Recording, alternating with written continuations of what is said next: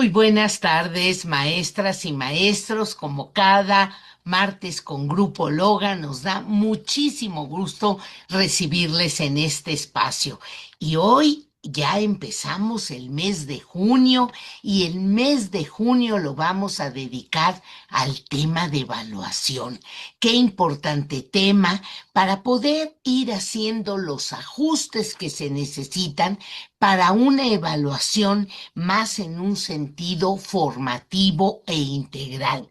Abandonar ya totalmente la idea de una evaluación punitiva o una evaluación solo asociada al tema de calificaciones o a una evaluación que nos lleve a estar comparando permanentemente a los alumnos o una evaluación que debemos de abandonar que solo haga sentir a nuestros estudiantes en desventaja con los otros. Entonces, a partir de este martes, vamos a iniciar con estas reflexiones de una evaluación más que acompañe, que retroalimente, que ayude al estudiante a hacerse autónomo, a hacerse responsable de su propio aprendizaje. Así es que les damos la más cordial bienvenida.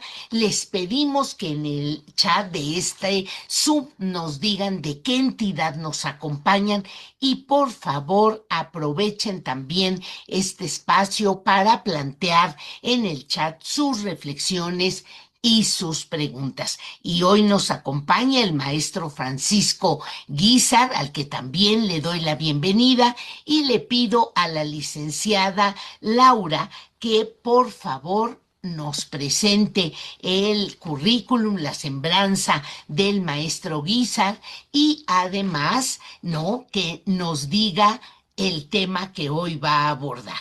Bienvenidos y bienvenidas, maestras.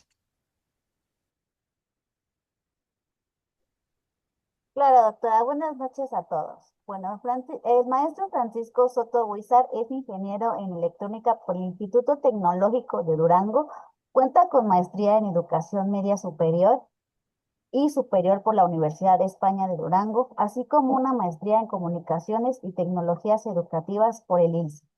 Con casi 30 años de trayectoria docente, se ha especializado en la formación y capacitación de maestros y maestras participando en proyectos educativos nacionales e internacionales. Ha sido instructor a distancia certificado por el ICE y formador de evaluadores para el servicio profesional docente.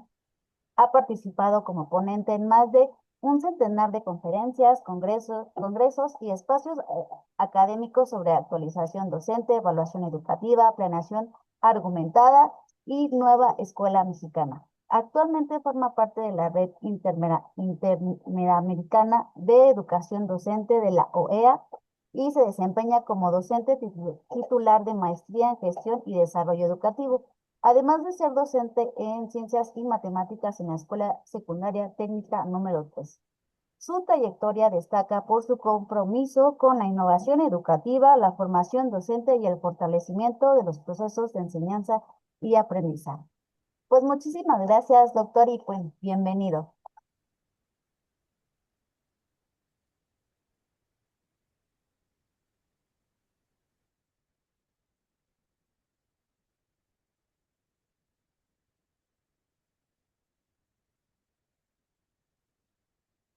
Tal? Muy buenas tardes. Un gusto estar con ustedes, doctora Patricia. Un gusto saludarla nuevamente.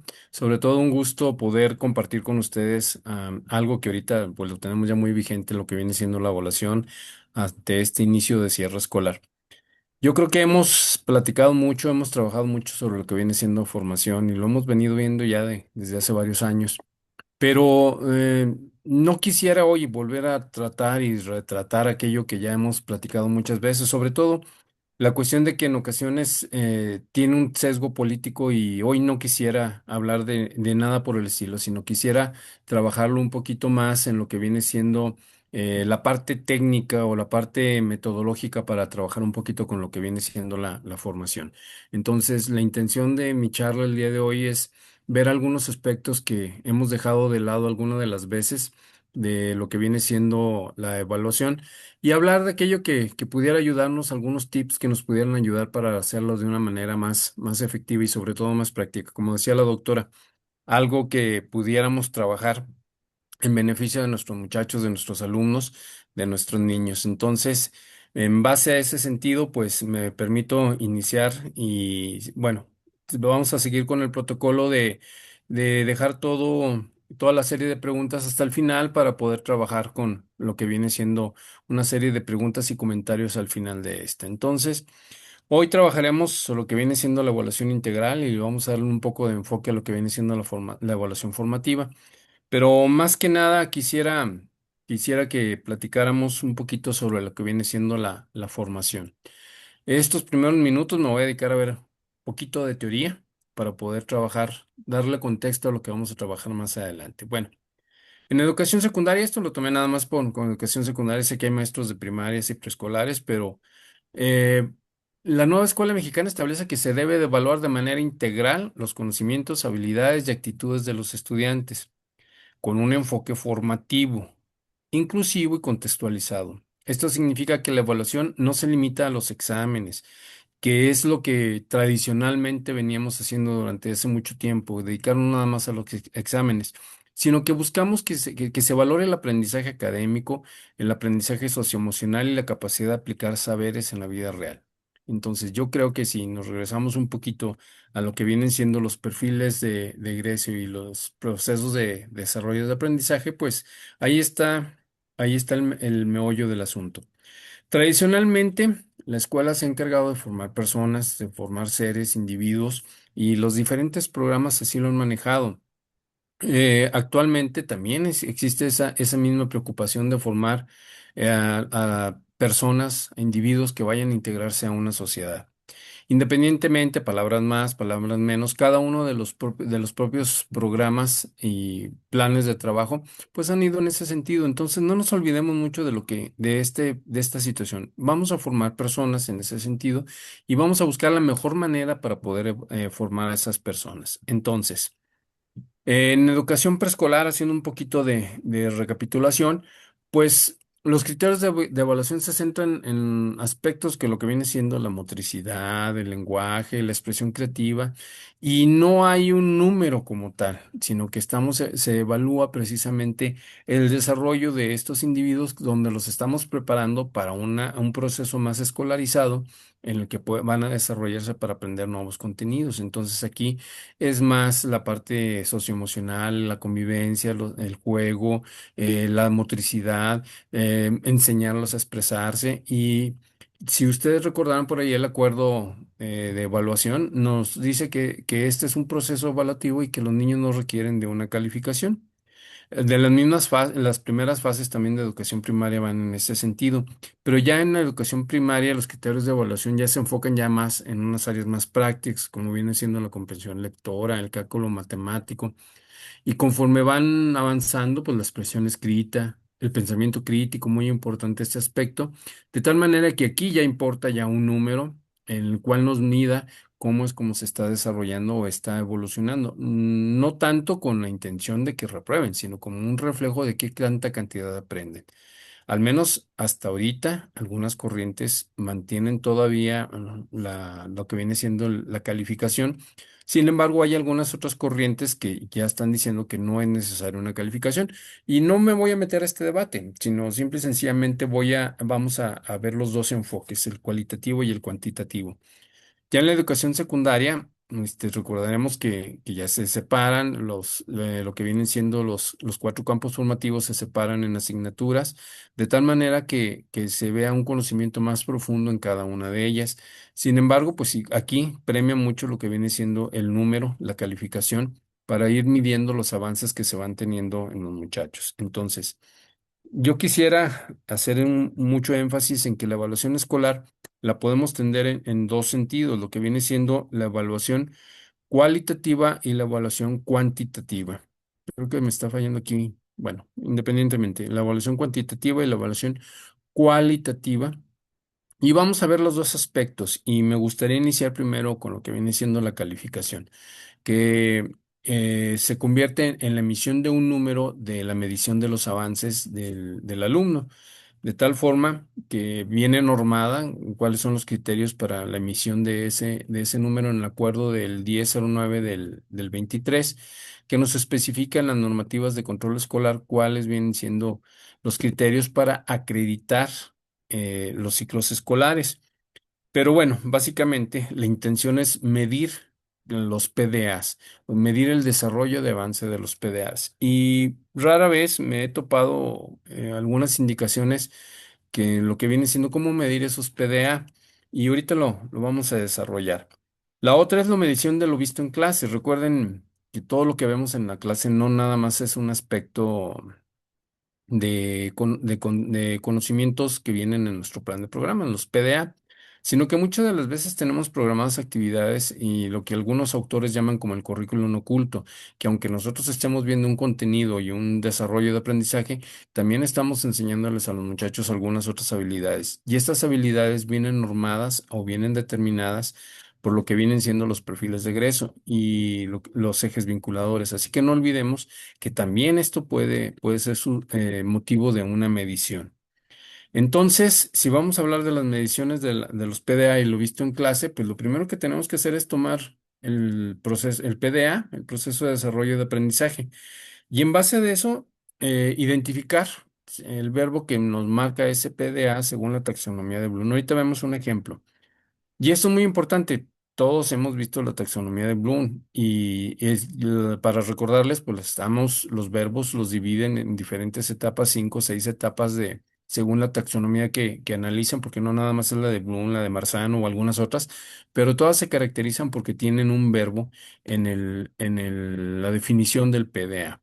Entonces, lo importante es identificar ese verbo y determinar en qué nivel de profundidad está ese conocimiento. No es lo mismo conocer, identificar, reflexionar, diseñar, o sea, cada uno habla sobre una profundidad. Primero, si queremos identificar, pues primero tenemos que conocer. Si queremos diseñar, pues primero tenemos que conocer, identificar, reflexionar, etcétera, etcétera. De tal manera que lo importante aquí es identificar precisamente cuál es el verbo que nos está hablando lo que viene siendo el PDA. Y luego identificar cómo vamos a evaluar ese verbo. Si estamos hablando de que el PDA nos está hablando sobre la identificación de un concepto, pues no vamos a poner a diseñar un concepto, porque nada más el aprendizaje nos está diciendo identificar o conocer. Entonces, aquí es donde debemos de orientar. Por eso es importante que desde que iniciemos en la construcción de nuestro programa analítico, casi todos nos han hecho énfasis en que pongamos de una vez ahí las sugerencias de evaluación, y en ese sentido va en lograr identificar el verbo, el nivel de profundidad según la taxonomía en la que estemos trabajando, y poder en base a eso hacer actividades que correspondan para poder trabajarlo.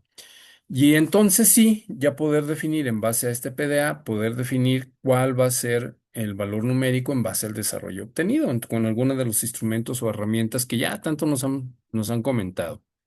Me gustaría ver un ejemplo para más o menos dejar esto un poquito más claro.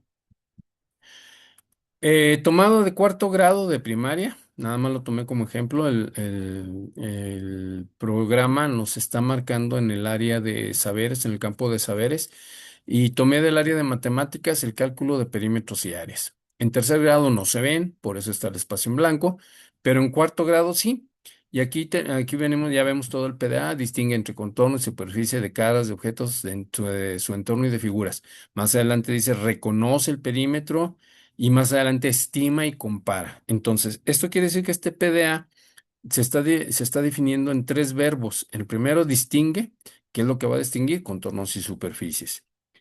El siguiente parte nos dice reconoce, ¿qué reconoce? Reconoce el perímetro y lo reconoce como suma de sus lados. Y posteriormente nos dice estima y compara áreas en unidades no convencionales y sugiere ir retículas de cuadrados. Entonces, haciendo un análisis de nuestro PDA, pues nos está diciendo prácticamente que para evaluar este PDA podemos hacerlo con tres tipos de reactivos, donde el alumno pueda distinguir, pueda reconocer, pueda estimar y pueda comparar. Entonces, aquí la manera de ejercicio, si podemos ver en la pantalla, tenemos dos, tres, cuatro reactivos que están planteados. Entonces, de estos cuatro reactivos, no todos son los adecuados para trabajar.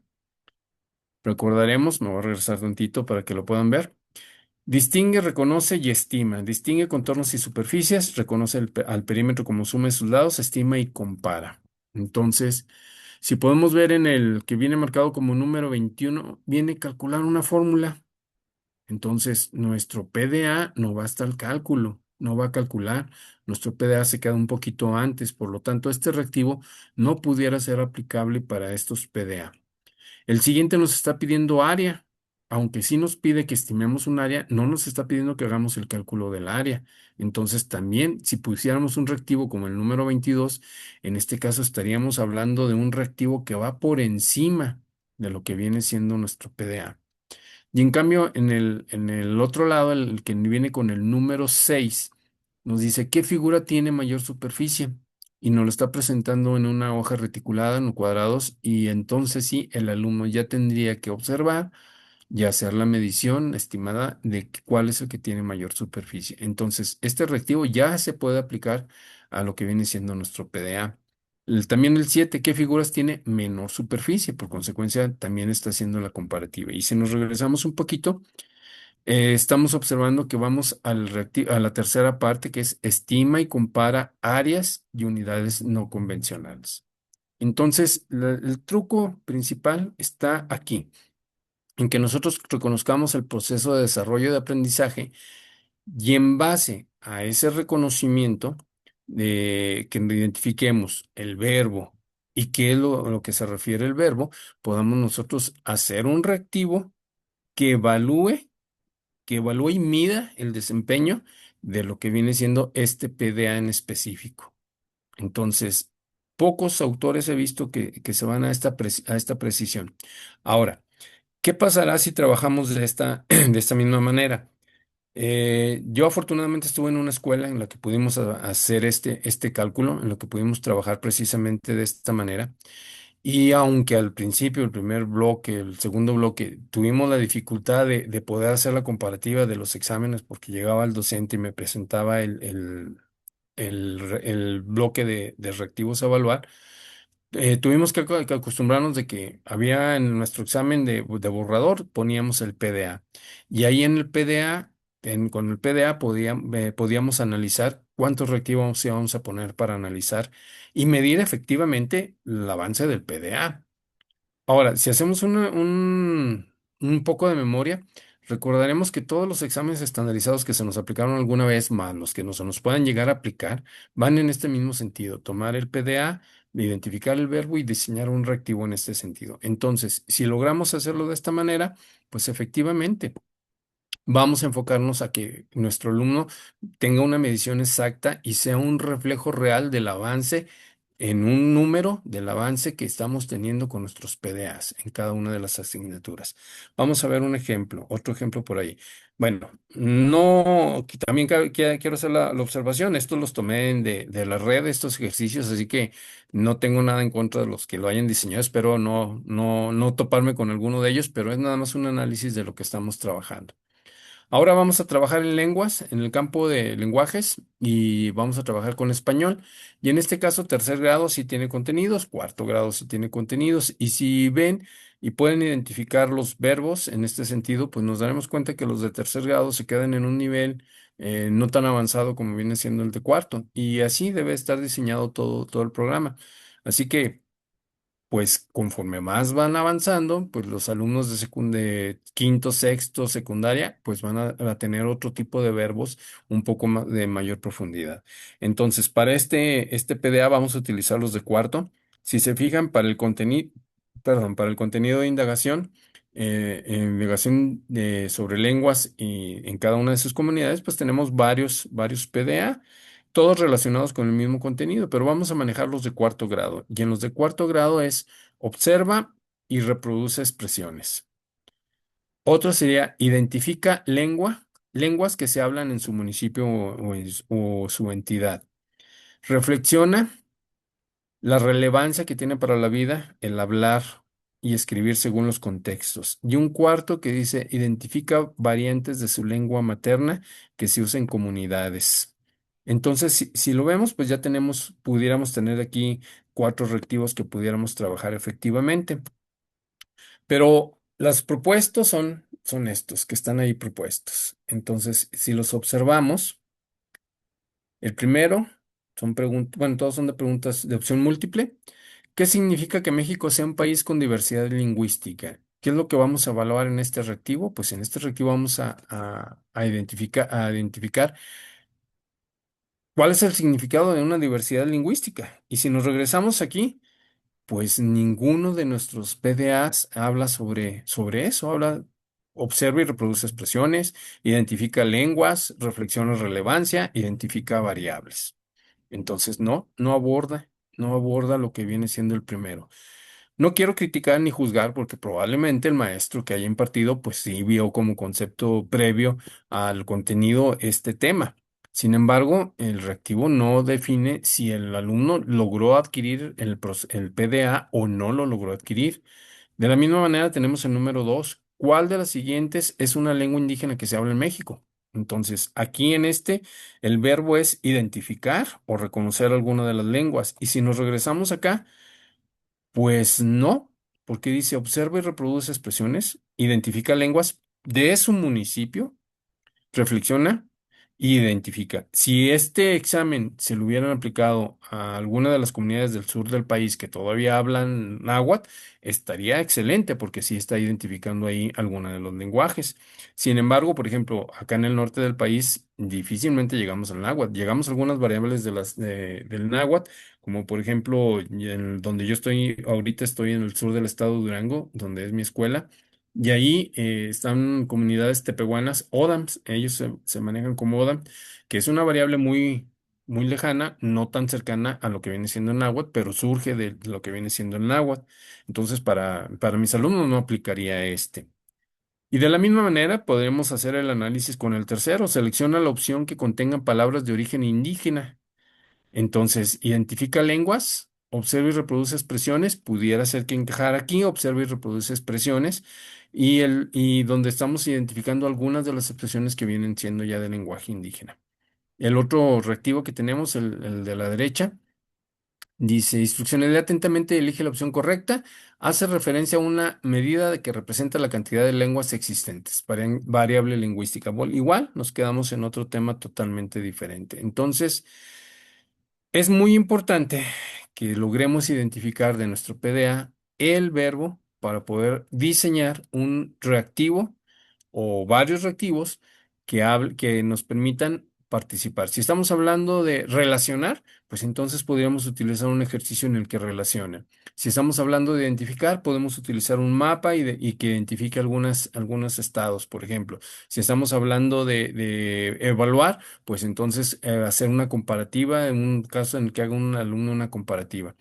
Entonces, nuestros exámenes tendrían que ser, si lo hacemos por un examen, nuestros exámenes tendrían diversidad de reactivos en un mismo instrumento. Ahora, no tiene que ser un examen. Para poder evaluar esto lo podemos nosotros hacer en una exposición, por decir. Si estamos hablando sobre reflexionar acerca de la relevancia que tiene para la vida social hablar y escribir, entonces dentro de una exposición nos pueden platicar, pues, se pueden expresar acerca de lo que viene siendo esta reflexión. Entonces, instrumentos para evaluarlos hay muchos y que entonces sí pudiéramos emitir una evaluación cuantitativa, expresar un número. Y la sucesión de todo lo que viene siendo estas evaluaciones, pues entonces sí ya nos llevaría a emitir un promedio o una ponderación, dependiendo cómo lo trabajen. Entonces, mis recomendaciones. Desde el diseño de las planeaciones, identificar que dentro de los PDA, el nivel taxonómico que se utiliza. Eso sería importantísimo. Las actividades a desarrollar van relacionadas al momento de desglosar el PDA, de identificar estos verbos y ir trabajando en eso. Entonces, desde aquí, nosotros en el momento de hacer la planeación ya sabemos cuál es nuestro objetivo que tenemos que hacer y vamos enfocados a que nuestro alumno desarrolle las habilidades que nos pide el PDA. Entonces, hasta la planeación se nos simplifica porque ya no vamos a poner cosas que no tiene sentido ponerlas y que muchas de las veces nuestros maestros cometen ese error de no llegar a la profundidad deseada o muchas de las veces pasarse de la profundidad que se requiere. Entonces, por eso es importante que desde aquí nuestros maestros identifiquen el nivel taxonómico que utilizan. Y luego viene el diseño ya de la evaluación, en el que van a definir con qué instrumentos, con una exposición, con un trabajo, con un proyecto, con un examen, etcétera, la que ustedes definan según según el verbo y lo que ustedes consideren que va a poder identificarnos si cumplió o no cumplió con el desarrollo del verbo de ese PDA en particular. Entonces, de esta manera, hacemos instrumentos más precisos, hacemos planeaciones más objetivas y tendríamos pues realmente mucho menos pérdida de tiempo en el salón de clases porque vamos directamente enfocados a lo que queremos trabajar. Entonces, vamos a pasar ahora un poquito a lo que viene siendo ya la parte cuantitativa. Y aquí en la parte cuantitativa, pues sí tengo que hablar un poquito al respecto de que pues hay varios momentos en los que vamos a trabajar con la cualitativa, perdón, vamos a trabajar con la cualitativa. La cuantitativa, pues anteriormente, pero ahorita con la cualitativa. Y básicamente, pues son lo que vienen siendo los reportes de las evaluaciones y los reportes de trabajo, enfocados en en lo que viene siendo lo cualitativo. Como venía ahí el texto con el que abrimos, pues son habilidades, conocimientos y condiciones en las cuales tenemos que evaluar qué es lo que vamos a trabajar en esto. Las destrezas adquiridas, los contextos que nos rodean, etcétera, de tal manera que nosotros pues hagamos una serie de momentos para trabajar. Entonces, dentro de los conocimientos, pues es la comprensión clave de las distintas asignaturas, la capacidad para explicar principios fundamentales y aplicar modelos teóricos, la resolución de problemas con base en los contenidos aprendidos, no desde una visión numérica, sino desde de una visión de qué es lo que nos está faltando, qué es lo que nos estamos acertando, qué es lo que lo necesitamos para poder llegar a ese punto. Las habilidades, el desarrollo del pensamiento crítico científico, esto no es muy difícil que lo podamos medir con un número. Esto surge de la lista de observación, surge de una rúbrica, surgen de otras cosas. Evaluamos también la comunicación oral y escrita, el trabajo colaborativo, el uso de herramientas, metodologías activas, pero también las actitudes, los valores de inclusión, de equidad, de respeto, la responsabilidad social, el compromiso con la comunidad y con el grupo, la autonomía de aprendizaje y disposición para la mejora continua. Entonces, estos aspectos son más cualitativos y pues hay diferentes momentos en los que lo podemos hacer. Primero, pues la evaluación diagnóstica, que últimamente ha cobrado mucha relevancia con lo que viene siendo en el diseño de nuestros programas analíticos. Y esta, pues, se hace al inicio del ciclo escolar. Finales, muchas escuelas empiezan a hacerlo a finales del ciclo escolar, donde ya van observando y obteniendo datos para poder analizar y para poder ir generando ese programa analítico. También los factores académicos. Luego, durante el desarrollo ya de nuestro ciclo escolar, pues ya son las actividades académicas las que trabajemos. Pero muy importante, aquí es donde se privilegia una evaluación formativa. Ahorita platicamos un poquito más de la evaluación formativa. Y finalmente lo que viene siendo la evaluación final, que principalmente lo utilizamos para emitir los reportes e informes que ciclo con ciclo las escuelas lo van pidiendo y que son tan diversas las escuelas como lo van pidiendo. No hay una uniformidad al respecto. Recordarán que algunos años se nos recomendaba que hiciéramos por alumno, que hiciéramos una ficha de cada alumno. En primaria o preescolar, pues el maestro tiene su número determinado de alumnos, 15, 20, 30 alumnos, pero en secundaria hay maestros que yo los he podido observar que tienen hasta 300 alumnos, entonces elaborar una ficha académica de 300 alumnos se volvió una actividad muy pesada. Entonces, bueno, son tres momentos en los que vamos a poder utilizar lo que viene siendo la evaluación cualitativa. Y bueno, avanzándonos ya en la primera, que lo que viene siendo el diagnóstico, pues son las condiciones que tiene el alumno, cómo logramos observar que aprenden nuestros alumnos de grados anteriores, y dentro de las extrínsecas, pues, las herramientas, qué herramientas disponen los alumnos para trabajar, los canales de aprendizaje, las habilidades que van desarrollando. Entonces, las fichas nos daban estas condiciones de estos alumnos. Los alumnos que pasan de un grado a otro dentro de nuestra misma escuela, pues las podríamos ir compartiendo de maestros, de maestro en maestro. Sin embargo, los que nos reciben de nuevo ingreso, pues ellos hay que generarlas desde cero. También dentro de esta misma evaluación en el diagnóstico, el entorno familiar. la situación que hay en casa, si tienen problemas económicos, si tienen todas las herramientas que pudieran disponer en casa. Desgraciadamente, si hay conflictos familiares, cómo los afectan estos en el proceso de aprendizaje. También hacer una autorreflexión de la calidad de la enseñanza. Evaluar el contexto económico que existe alrededor de nuestra escuela, de nuestros alumnos, para poder tomar situaciones de discriminación, de desigualdad, pero también de aquellas situaciones problemáticas que nos pueden ayudarse a convertir en parte de nuestro trabajo en el programa analítico. Cultura, valores de la comunidad, lo que viene siendo la infraestructura escolar, sobre todo, y la disponibilidad de recursos. Como ven, ya creo que ya casi todas las escuelas están haciendo en su diagnóstico algún instrumento que tenga todos estos elementos y que son muy importantes para el desarrollo de las actividades escolares. Entonces, pues no quiero profundizar mucho porque pues hay otros aspectos, pero dentro de lo que viene siendo ya el desarrollo de nuestro ciclo escolar, pues entonces sí podemos hablar de algunas cosas que cómo va aprendiendo nuestro alumno. ¿Qué es lo que nos interesa aquí? Nos interesa identificar aquellos aspectos relacionados con el proceso del desarrollo del aprendizaje en nuestros alumnos, como viene siendo el comportamiento en el proceso, cómo se comporta nuestro alumno, interesado, no interesado. Muy importante rescatar sus estilos de aprendizaje, porque esto también nos permite facilitarle a nuestros alumnos la adquisición de los nuevos conocimientos. Las habilidades cognitivas, porque también es muy importante identificar qué tanto están aprendiendo y cómo les gusta aprender a nuestros alumnos, pero también saber identificar si hay, ¿no?, aquellos alumnos que tienen habilidades favorables o aquellos alumnos que realmente tienen barreras que necesitamos trabajar apoyados de los diferentes equipos que cuentan cada una de las escuelas. Digo diferentes porque primaria, preescolar y secundaria tienen diferentes apoyos.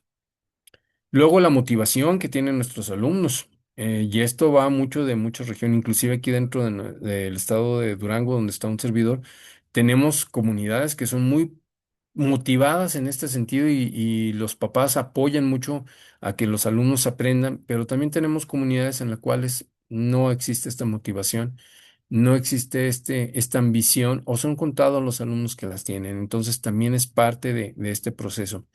Y las experiencias previas que tienen nuestros alumnos. Esto es indudable. Ya diferentes pedagogos nos lo han dicho cuando hemos estudiado por ahí, nos han dicho que las experiencias previas es algo importante para que define cómo aprende y qué aprenden nuestros alumnos. Y entonces sí viene lo que últimamente le hemos dado mucho énfasis, lo que vienen siendo las evaluaciones formativas. Y aunque tenemos varios años viéndolo, nos hemos perdido todavía con esto de las evaluaciones formativas. Ahorita me gustaría platicar un poquito más de eso. Bueno, ¿cómo podemos hacer todo esto? Bueno, lo podemos hacer dentro, como comentábamos, con las evaluaciones formativas, todo el banco de instrumentos y de herramientas que tenemos para hacer evaluaciones, que esto desde, bueno, ya tiene como hace 15 años que nos dieron unos libritos, 5 libritos de evaluación, que todavía están muy vigentes, no han perdido vigencia, donde en uno de ellos en particular nos hablaban de los diferentes instrumentos, los test, las encuestas y nos hacían un desglose de todas estas herramientas. Aquí definitivamente la heteroevaluación de parte del docente es muy importante, lo que viene siendo la observación. Y aquí, aunque no tengamos muchos una formación, hemos desarrollado este aspecto de desarrollo de observación, pero una cosa que todos los mexicanos nos falla, no nos gusta escribir. Todas nuestras ideas no batallamos, incluso un servidor batalla mucho para poder las ideas pasarlas a un texto escrito. Sin embargo, pues es una parte que debemos de desarrollar todos los docentes, cómo convertir estas observaciones, esas ideas, pasarlas a un texto escrito. Y bueno, recomendaciones. No se los olvide considerar los estilos de aprendizaje, que no aprende igual el auditivo que el sinestésico, que el visual, y que eso también nos hay que tener mucha atención porque, pues en ocasiones son puntos muy importantes para que un alumno aprenda. Entonces, mi recomendación, no los dejen de lado, ténganlos presentes siempre. Otra, sus estrategias de enseñanza. Siempre deben de estar también evaluadas las estrategias de enseñanza y principalmente una autoevaluación en ese aspecto. Estar trabajando para poder realizar lo que viene siendo una autoevaluación sincera, que es lo que nos va a ayudar a mejorar. Y la motivación, no perdamos de vista que debemos de estar motivados y aunque es lo que más nos cuesta, pero debemos de trabajar. Ahora sí, antes de irme a otras cosas, en la evaluación formativa.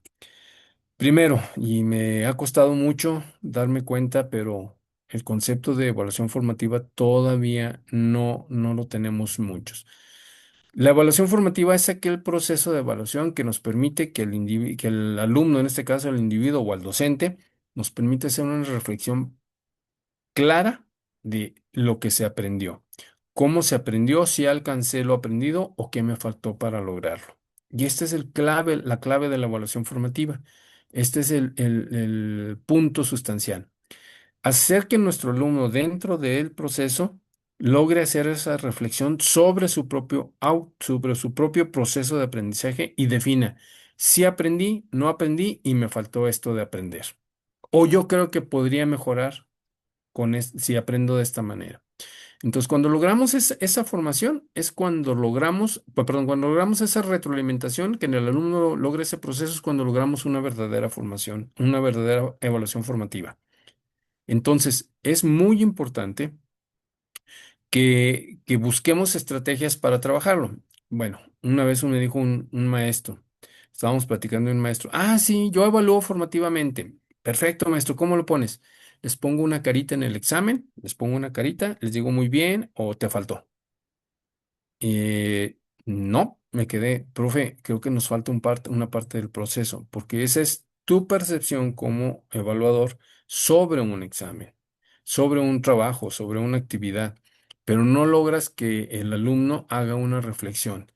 En cambio, si tú vas acompañado de ese comentario, pero vas acompañado de un diálogo, de una plática o de un trabajo en el que el alumno te devuelva alguna información que tú garantices que él aprendió, o que él te diga qué aprendió o cómo lo aprendió, entonces sí ya estamos trabajando una evaluación formativa. Y este proceso también lo es para nosotros, o sea, hacer una evaluación formativa es por nosotros. Esta estrategia que utilicé, este trabajo que les encargué o este proyecto que les encargué, me permite ver que aprendieron, que no aprendieron, o me permitió darme cuenta que no estoy al nivel de los muchachos, que me fui muy arriba, que me fui muy abajo. Entonces, cuando se logra esa reflexión, entonces sí es una evaluación formativa. Entonces, es muy importante que no perdamos de vista que la evaluación formativa va acompañada de una retroalimentación y de un diálogo, puede ser diálogo interior, pero de un diálogo en el que nos permita definir si nuestro alumno aprendió o si nuestro alumno le falta algo por aprender, o si yo aprendí o si yo lo que yo hice está correcto o me falta algo por aprender. Entonces, en ese momento ya se convierte en una evaluación formativa. Las características principales que tiene es un trabajo de retroalimentación constante, oportuno en el momento que sea correcto. No todos los procesos es necesario hacerlos de evaluación formativa. A lo mejor algunos que nos ayuden a definir en una parte del proceso del proyecto o en la parte final del proyecto. No es un producto. La evaluación formativa no es un producto, sino más bien es un proceso en el que nos ayuda a que el alumno aprenda o que logre definir cómo aprendió. Es una participación activa del estudiante, definitivamente está entre las metodologías activas, porque incluye una autoevaluación. Muy probablemente les recomendaría que fuera también una coevaluación, porque entre los mismos pares se fomenta y los alumnos, aunque sean de primaria, he visto que logran mucho esta coevaluación. Con las preguntas adecuadas, logramos que los alumnos de primaria también tengan esta coevaluación, pero principalmente hay que fomentar la reflexión de lo que aprendieron y cómo lo aprendieron. Ahora, ¿qué instrumentos podemos utilizar? Muchísimos, prácticamente todos, porque todos pueden ser susceptibles de convertirse en una evaluación formativa. Entonces, de ahí la importancia en que podamos trabajar en este sentido. Ahora, todo va orientado hacia la mejora. O sea, ¿qué aprendí? ¿Qué necesito para mejorar? ¿Qué necesito hacer para aprender mejor? Entonces, todo este proceso es importante que lo trabajemos en ese sentido. Ahora, según la nueva escuela mexicana, pues se le ha dado un énfasis fundamental. Si logramos trabajarlo, no podemos dejar de lado los otros procesos evaluativos, pero es muy importante que este esté presente en la mayoría de nuestras actividades de ser posible, en la mayoría de nuestras actividades que tengamos en el aula. Aparte de que esto se va a reflejar en una evaluación verdadera y auténtica, una verdadera evaluación en la cual podamos estar trabajando efectivamente en ese sentido. Entonces, es una recomendación durante lo que viene siendo el desarrollo de nuestro ciclo escolar.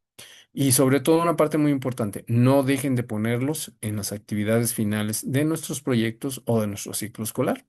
Los alumnos se van a ir acostumbrando. Yo al principio, créanme que era muy escéptico en ese sentido, pero antes de que entrara a la nueva escuela mexicana, empecé a trabajar con esto y me he llevado sorpresas gratas. Yo no tenía tanta confianza en que un adolescente pudiera hacer una autoevaluación, una coevaluación sincera, y créanme que me llevé una sorpresa. Realmente sí pueden. Y pude observar lo que en primarias también pueden, los alumnos en primaria también pueden.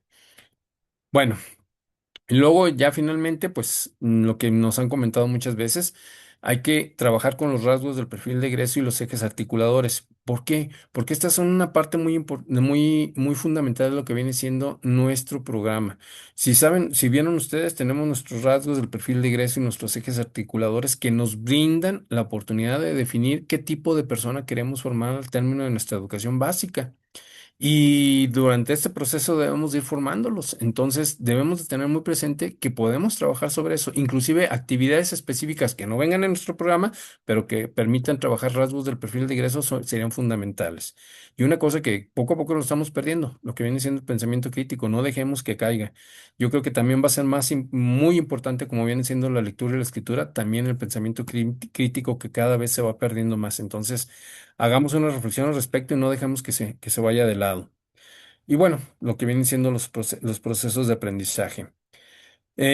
Recordemos los rasgos del perfil es qué es lo que quiero lograr, los ejes articuladores, cómo voy a lograrlos, y los PDAs es a través de qué quiero llegar a esos rasgos del perfil.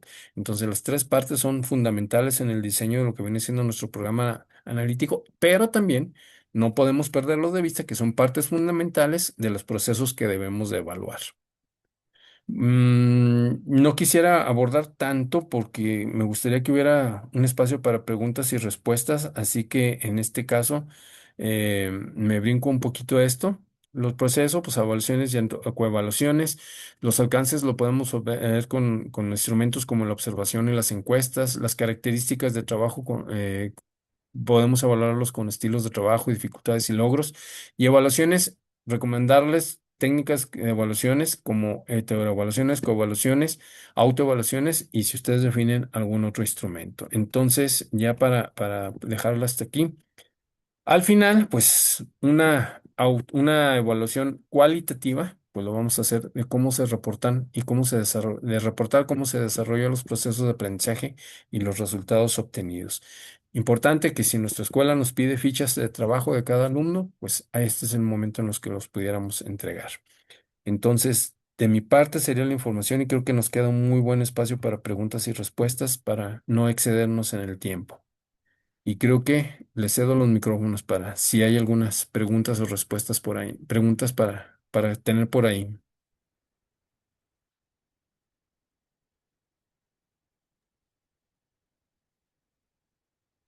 Adelante. Hola a todos, buenas noches. Eh, no sé si tengan alguna pregunta, maestros, maestras, por favor, ahorita que bueno, tenemos aquí al ponente en vivo. Si tienen algunas dudas, o sea, si no se animan a abrir sus micrófonos, escríbanos o mándenos un mensajito por WhatsApp. Aquí nosotros los estamos leyendo, pero de todas maneras nosotros vamos aquí a leer un poquito de dónde nos están viendo, que es desde Querétaro, de Guerrero, de Durango, de la Ciudad de México, del Estado de México. Aquí tenemos a Jesús también de Oaxaca, que nos están viendo, maestro. Y bueno, pues no sé si tengan alguna pregunta.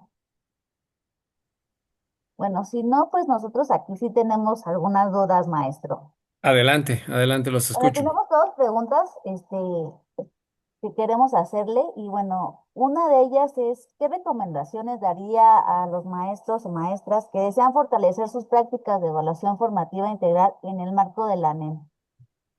Bien.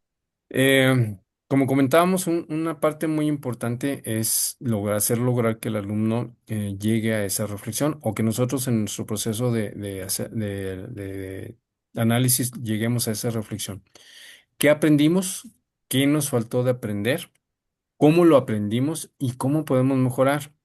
Todas las actividades son susceptibles. Yo, por ejemplo, les voy a platicar de algunas técnicas que tenía con nuestros muchachos. Cada actividad yo les hacía hacer una pequeña reflexión y para poder acreditarles la actividad les ponía un sellito en el que el sello podían ellos evaluarse su ortografía, su trabajo en equipo, su dedicación, su limpieza en el trabajo. Entonces son pequeñas actividades que empieza el alumno a hacer reflexión sobre su proceso. Entonces cualquier actividad con ese cuadrito que veía por ahí que debían de completar al término de la misma, ya estaban haciendo una evaluación.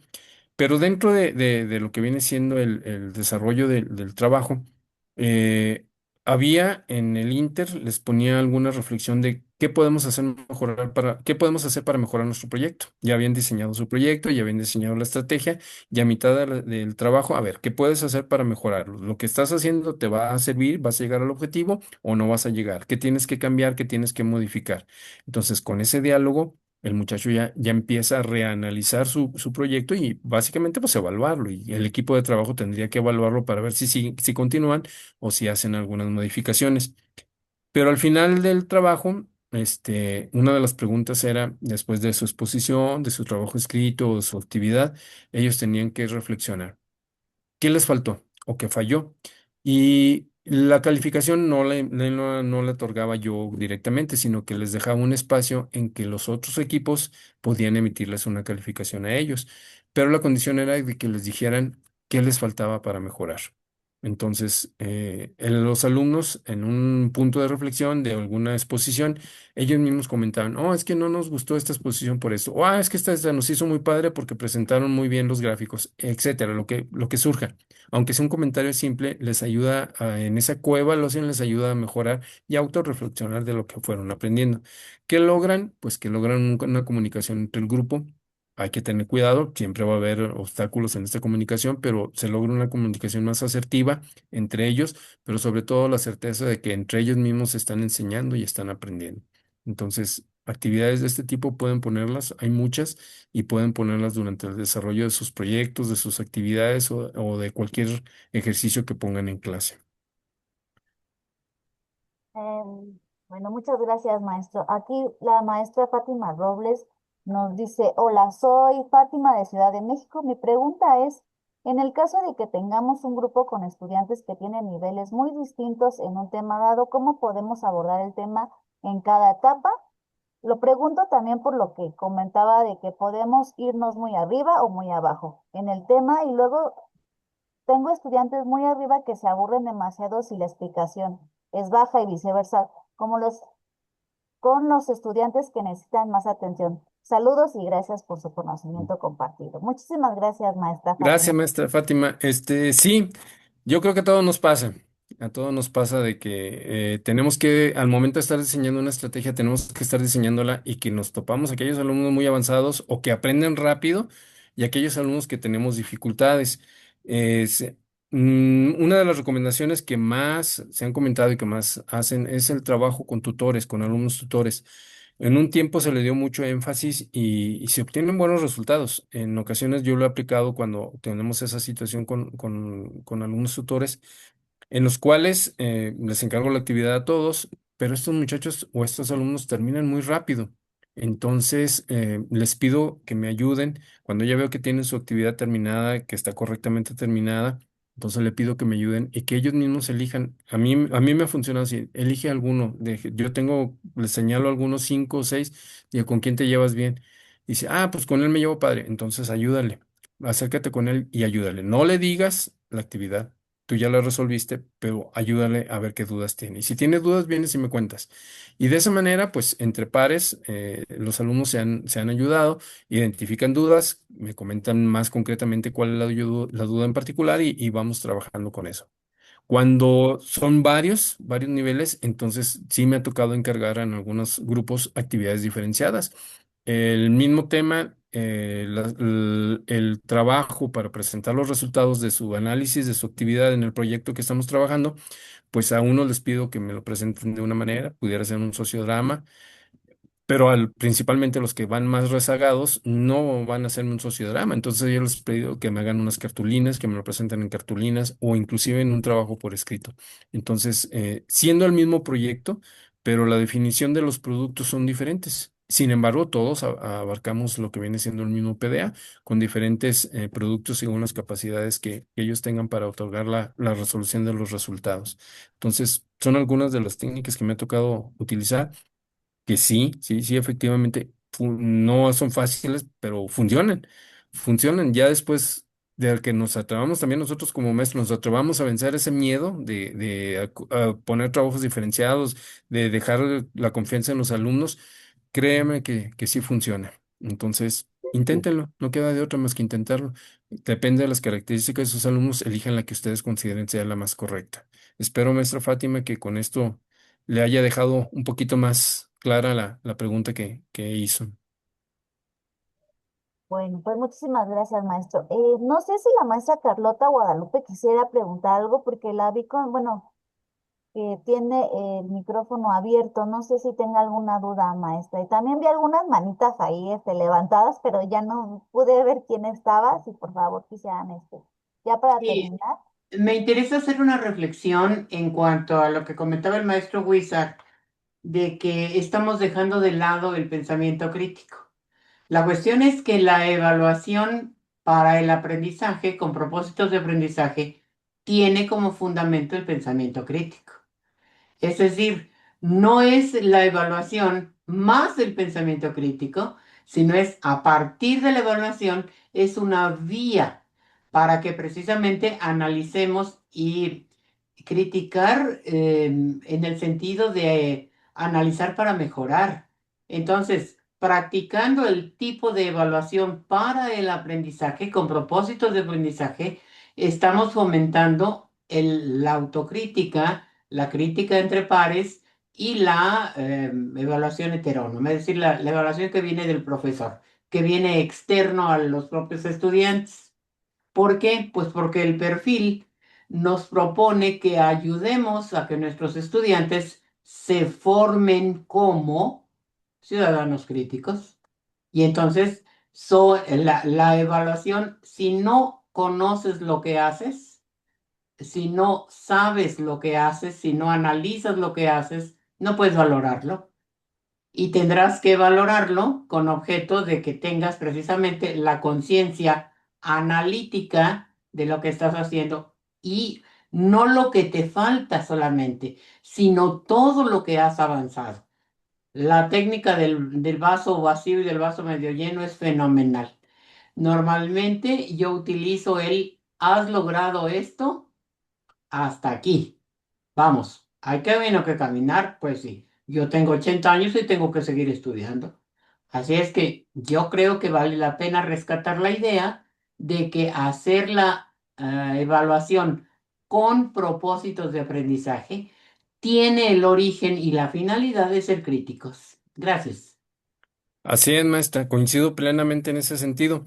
Me refería más en el sentido de que debemos de poner actividades de pensamiento crítico en todo momento. Desgraciadamente, las casas, en muchas de las casas ya no hay ese trabajo con con los hijos, con los muchachos. Y me acuerdo que desde mucho antes de que yo naciera, en las casas se les enseñaba a los alumnos a ser críticos, a analizar, a pensar. Desde antes de preescolar, los alumnos ya sabían que una moneda no compra lo mismo que un billete. Y los niños de preescolar ya saben que con un billete pueden comprar más dulces en la tienda. Bueno, antes, porque ahora ya ni en veces ya ni van a la tienda. Pero sabían que un billete nos servía para comprar más cosas. Entonces, desde allí se estaba desarrollando el pensamiento crítico. Sin embargo, poco a poco, tecnologías, papás ausentes, papás que no viven en casa, nos han llevado a que los alumnos poco a poco se ven encerrando más en su mundo y dejando de lado el pensamiento crítico. Entonces Y me refería más a eso, de que también lo promovemos no tan solo en las actividades de autoevaluación, como dice la maestra, son críticas, todas las actividades de autoevaluación son críticas, pero sí también ayudar a fomentarlo en las actividades que cotidianamente ponemos en el aula. Y yo Gracias, creo maestro. que, perdón, yo creo que no solamente hay padres y madres ausentes en los hogares, también hay profesores Por que desgracia. que no entendemos que nuestra función es que el otro aprenda. Perdón. Es muy cierto, maestra. Coincido con usted.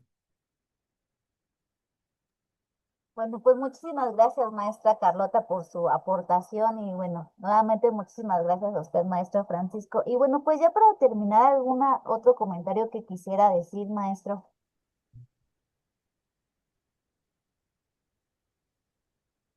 Veo un comentario de la maestra Pilar. Dice, ¿cuáles estrategias recomendaría para una evaluación cuantitativa de lo visto en clase que pueda ser visible para el alumno y pueda reflexionar de su desempeño? En primaria, esto me lo enseñaron en primaria, las tablas, donde pueden ir las tablas de avance, donde van midiendo y van poniendo porcentajes en el pizarrón, en una tablita al lado del pizarrón, y eso permite que la evaluación cuantitativa lo vaya viendo el alumno y él mismo vaya dándose cuenta cuál es su avance en comparativa con los demás.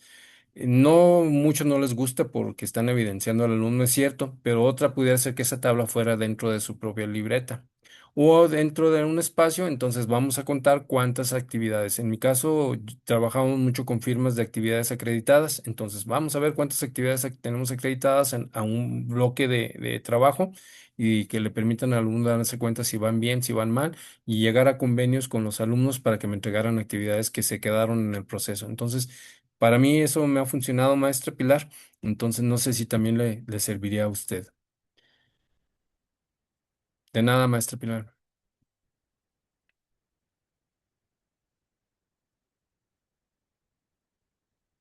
Maestro Francisco, muchísimas gracias por estas reflexiones, muchísimas gracias por el enfoque que usted nos da de esto que es la evaluación formativa e integral, una evaluación que haga que cada alumno y que el total de nuestros integrantes, de nuestros estudiantes del grupo, volteen a ver su propio aprendizaje, vayan adquiriendo este estado de conciencia de lo académico, del aprendizaje, de su capacidad de estudiar, de preguntar, de profundizar, de investigar, de tomar notas, que les haga poco a poco irse haciendo verdaderamente un estudiante permanente el resto de la vida. Entonces, como yo decía inicialmente, y el maestro Francisco Guízar lo confirmó,